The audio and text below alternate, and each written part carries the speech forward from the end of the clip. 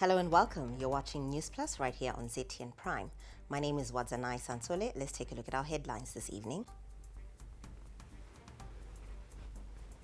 President Emmerson Mnangagwa has urged Zimbabwe's youth to take a leaf from heroes of the liberation struggle and become modern-day heroes driving technology and innovation.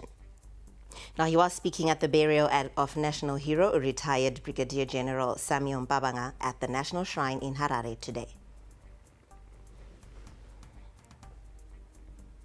Also on Newsplus, Foreign Affairs Minister Professor Eamon Murwira says the move by the EU to lift sanctions related to travel bans and asset freezes reflects Zimbabwe's foreign policy posture of constructive engagement and openness to cooperation with international partners. Harare city authorities lay the blame for the resurfacing of bed bugs in Mbare squarely on the sale and storage of second-hand clothing. We will hear from Harare City Health Director Dr. Prosper Chonzi later on in the bulletin. The Mighty Warriors are confident of a great result when they clash with Eswatini in the opening Group B COSAFA game in Polokwane on Thursday. Stay tuned for that story and more in sport. And now for your stories in greater detail. President Emmerson Mnangagwa has challenged Zimbabwe's youth to draw inspiration from the liberation struggle and become the new generation of heroes driving a technology and innovation-led economy. Now, he was speaking at the burial of national hero, retired Brigadier General Samuel Mbabanga, at the National Heroes Acre in Harare this Wednesday. Our correspondent Iben Mabunda was at the National Shrine.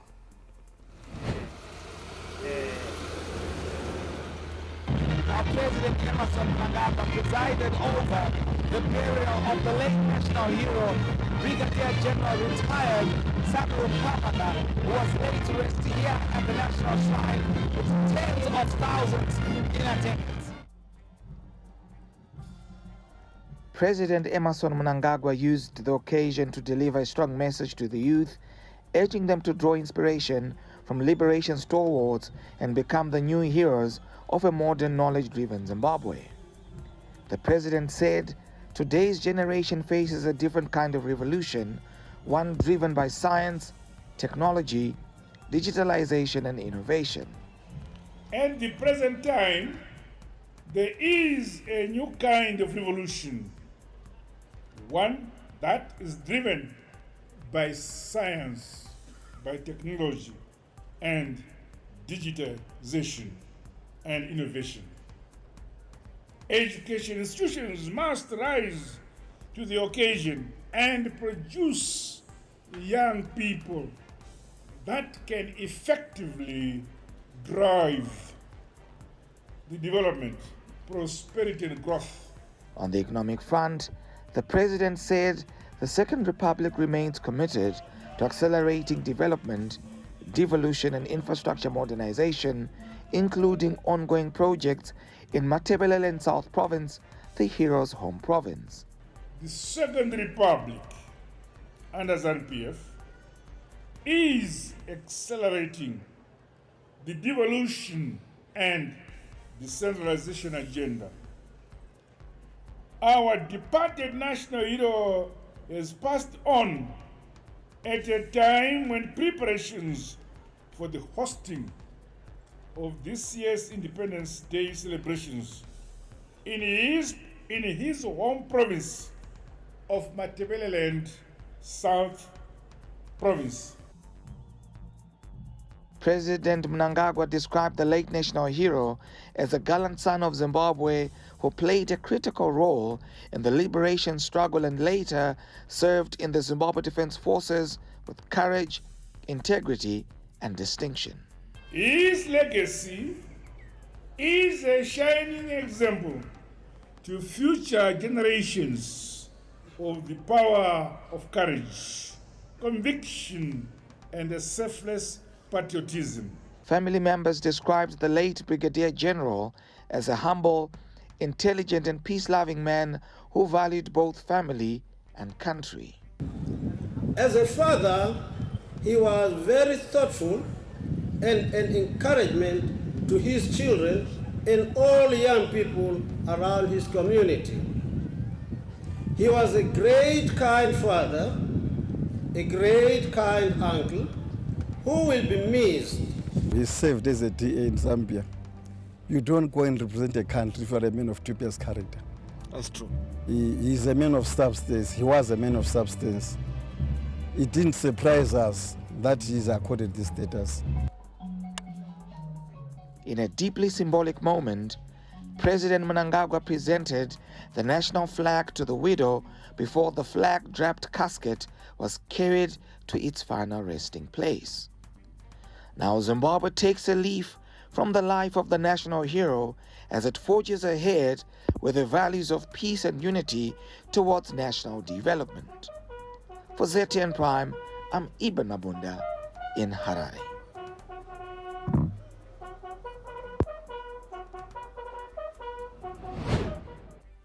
We now give you a brief profile of the late national hero, retired Brigadier General Samuel Mbabanga. Known as Comrade Moffat Nkomo during the liberation struggle, the late Samuel Mbabanga died on the 9th of February 2026 at Gwanda Provincial Hospital at the age of 69. Born in Gwanda in 1956, Mbabanga grew up at a time of intensified colonial rule. In 1977, he crossed into Botswana to join the liberation struggle under ZIPRA. He trained in Zambia before proceeding to the former Soviet Union for advanced military training until 1979.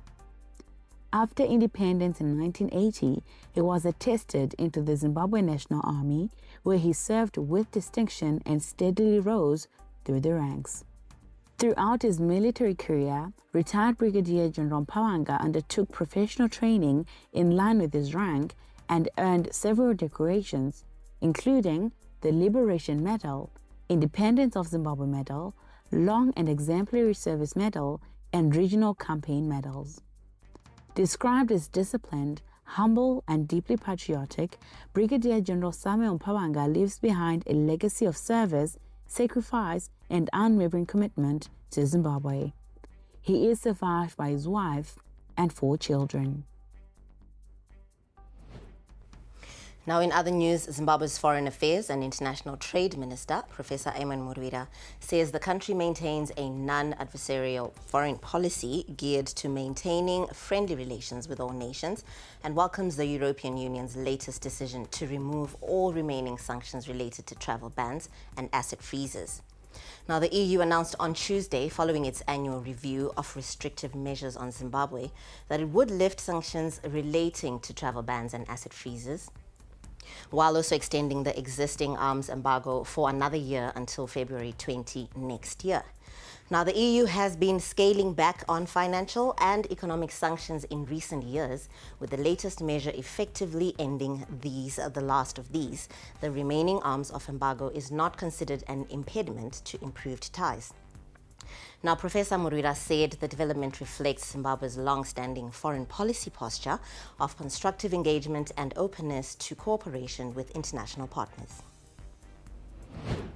Zimbabwe is a friend to all and an enemy to none. We don't start trouble with any country. So any country that imposes coercive measures on us, they are likely to be illegal as long as they are not mandated by the United Nations. We welcome any country that improves relations with ourselves, because that's our posture. Our posture as Zimbabwe is non-adversarial. That is our posture. We are non-judgmental, non-adversarial. Now, to give us insights on these developments, especially trade relations, we are now joined live by political analyst Lazarus Sauti. Good evening, Lazarus. Thank you for joining us. What is your take on this policy shift on Zimbabwe by the European Union? Okay, the move by the Council of the European Union to lift or to remove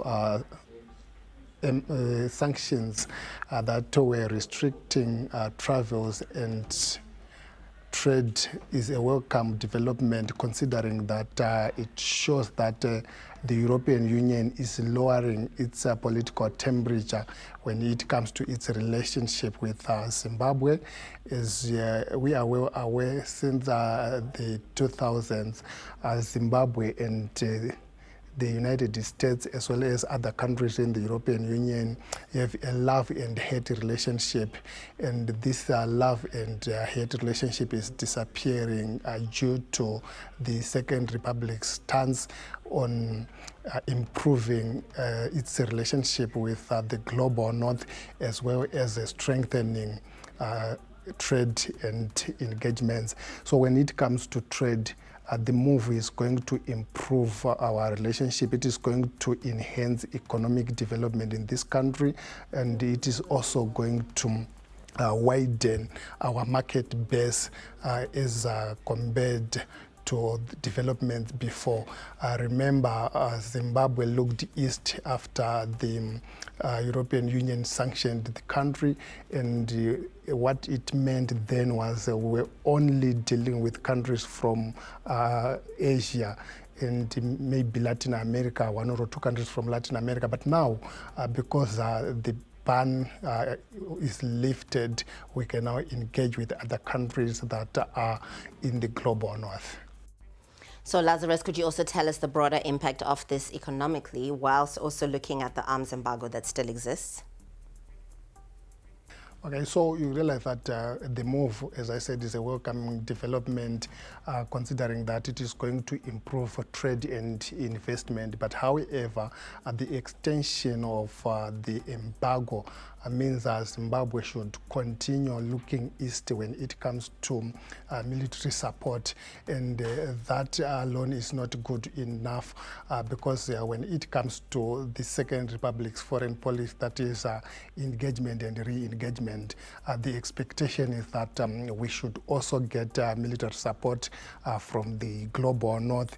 But what we really need now is a continuous engagement with the Council of the European Union, debating or discussing on issues of security, as well as changing the security narrative. The security narrative right now is not good for this country because the European Union is anchoring its decision on issues to do with human rights, issues to do with governance. So we need to up our game in terms of improving on those areas, as well as convincing the European Union that we are also a very important player in international politics. Thank you very much for sharing your insight with us. Have a good evening. That was Lazarus Sauti there, a political analyst unpacking the latest policy shift by the EU on Zimbabwe. Now, Newsplus will be right back. Every day, millions of moments travel through the air. A call home, a payment made, a lesson learned, a life saved. But behind each moment is something steady, something quiet, unseen, unshaken, powering connection, supporting lives. This is Econet Infraco, Zimbabwe's largest private infrastructure group, comprising towers, power, and real estate. We build and operate the essential systems that hold the country together with scale, certainty, and purpose. We bring together three powerful engines of progress under one roof. Towers that carry the signal, clean energy that keeps it alive, and foundations that hold it all in one place. Because behind every connection, every transaction, every step forward, there's a quiet force. Econet Infraco, built for resilience, designed for growth. We're kicking your year off in all her glory. With more, because we got you. You get it? You know that. We got kicks. We got scores. We got action. We got roars. It's my specialty. We got drama. We got fun. We got more for everyone, with an upgrade on us just for you. More channels, more shows, more reasons to stay. We got you. DSTV, we got you all the way.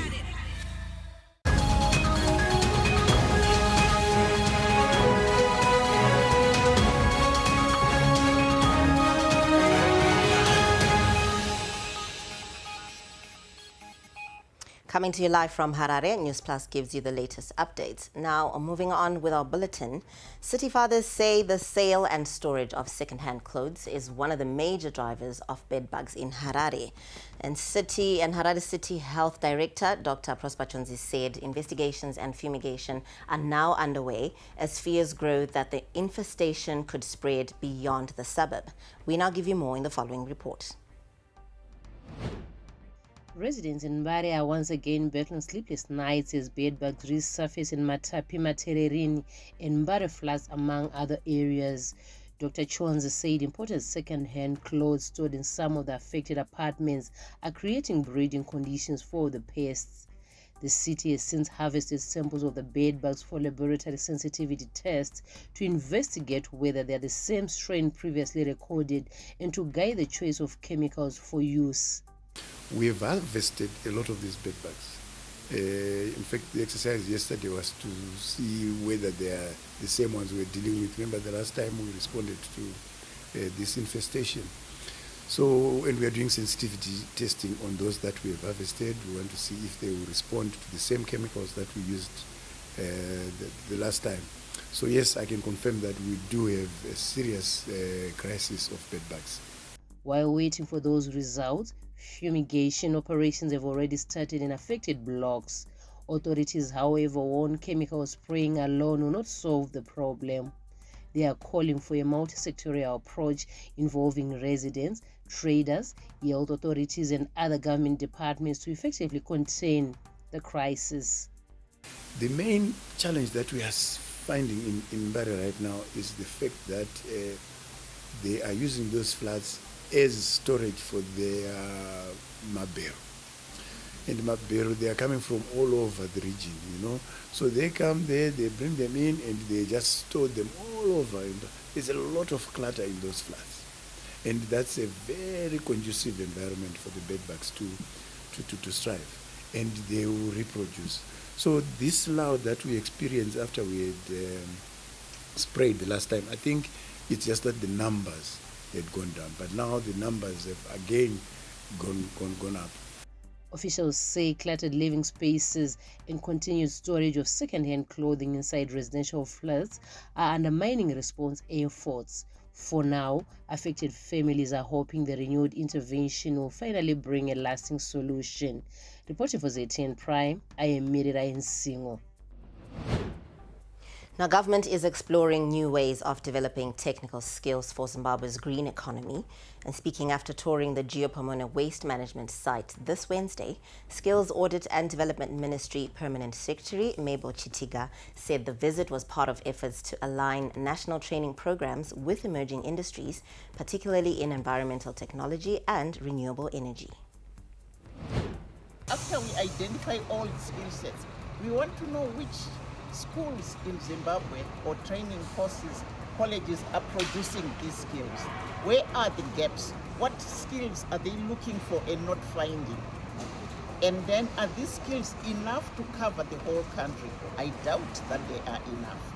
If they are not enough, where can we train them? It would be good to have a set of excellence for training here, because then we are getting practical training, not theoretical training from someone who never saw a dump site.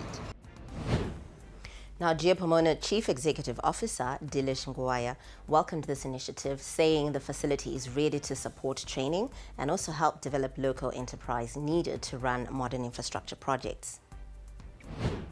Yeah, in terms of looking at Ministry of Skills, you know, the young people who are just sitting at home, who are doing nothing, they need to come here and learn and also get some new skills of how they can transfer their life into make sure that they live in a good environment. Moving on, education authorities say the country is developing an electronic system that's designed to curb the scourge of fraudulent qualifications.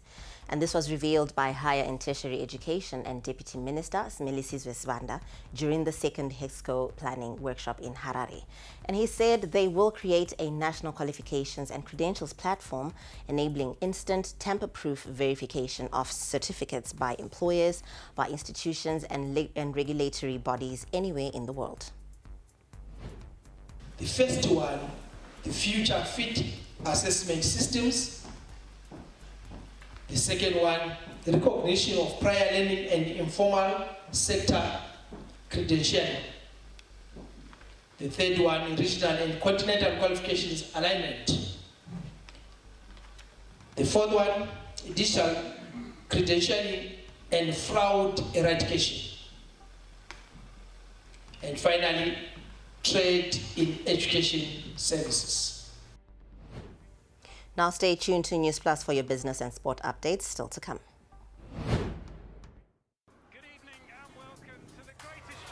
This is a people's game. They will be bubbling about this one for weeks and months to come.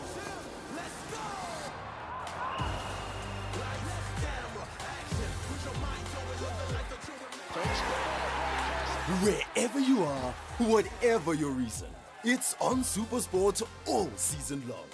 Reconnect and stay connected to DSTV Compact and get the best football on us.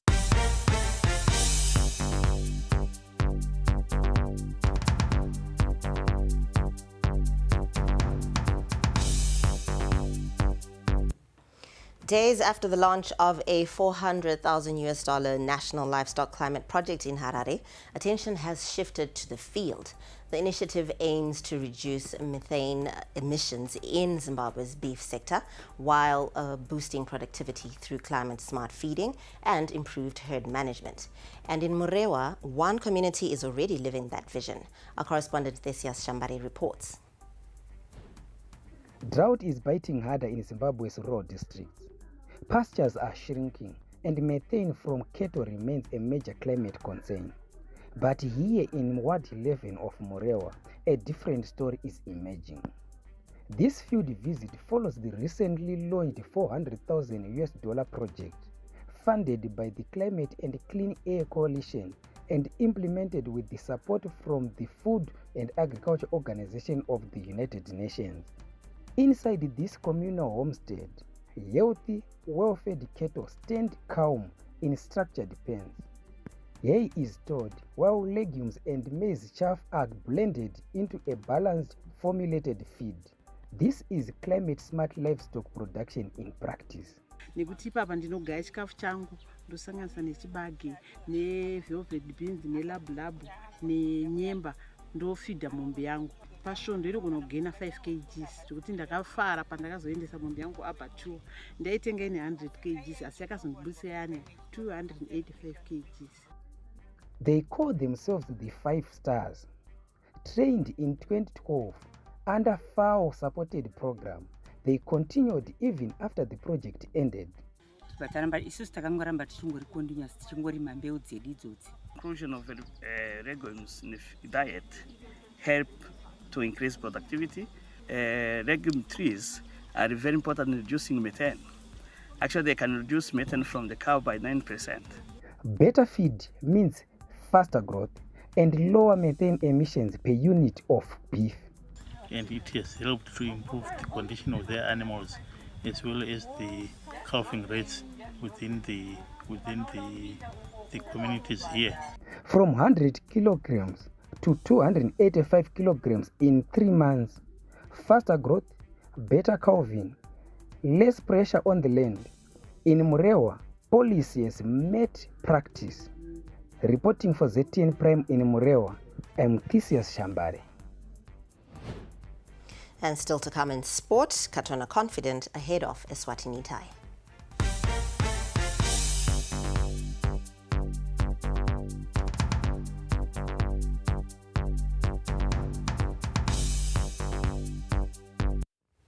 Mighty Warriors vice-captain Christabel Katona is confident that her side will get a positive result in their opening Group B game against Eswatini at the old Peter Mokaba Stadium. Now, for the Mighty Warriors, the conversation has since shifted to the mindset and preparedness of the team ahead of a must-win encounter that will then shape their journey in this year's edition of the COSAFA tournament. Izvezvi tagadzira game redu sematenga tiringoita kubva musi watakapinda mucamping kusvika izvezvi tirasa munhu wese akuratidza kunge ari ready kutamba game munhu wese tava pasemlef munhu wese fitness yakanaka saka tiri ready kuti tive tinopa zvese pa 90 minutes dzamangwana. so tichitarisa game ramangwana takawana 3 points tichatisimudzira kuti patinotamba nezambia panext game dzinenge dzichipo confidence kuti tinokwanisa tachikwanisa kuwana patisoto totokwanisa kudziwana pazambia. Katona believes the new crop of players have settled in well and is confident that they can rise to the challenge that awaits the mighty Warriors side that last won the COSAFA title back in 2011. Tine maanda vakauyawo vadiki patiri tiri kuvaramba tichivapusha kuti kana ini ndakazviitawo iwo unozvikwanisa kuzviita. Vanenge vachityawo kupinda but hapana, vanenge vachingovasimbisa kuti hapana chisingaperi, hapana munhu asingasviki. Dani ndiri panapa niwo unokwanisa kuzviita. In other sports news, ZIFA have confirmed that the Warriors will be back in action during the March FIFA international break, where they will take part in the Four Nations tournament in Botswana. Now, Zimbabwe will join Zambia, Malawi and host Botswana at the Four Nations tournament, which will be played from the 23rd to the 31st of March at Obed Itani Chilume Stadium in Francistown. Now, this will be the side's first piece of action following their group stage exit in the AFCON finals, and head coach Marian Marinika will be expected to give a number of players a chance to showcase themselves for future national team assignments. And still in sport, a section of yesteryear players have called for more partnerships between football academies and schools to harness talent at a young age. And former Warriors defender Dumisani Mpofu commended Mbare-housed Jadal Football Academy for giving back to the community as well as partnering Harare High School. And this is a move that has seen a number of players being enrolled at the school on the Academy's scholarship program, with the Academy also providing some of its coaching personnel to help train the school team. At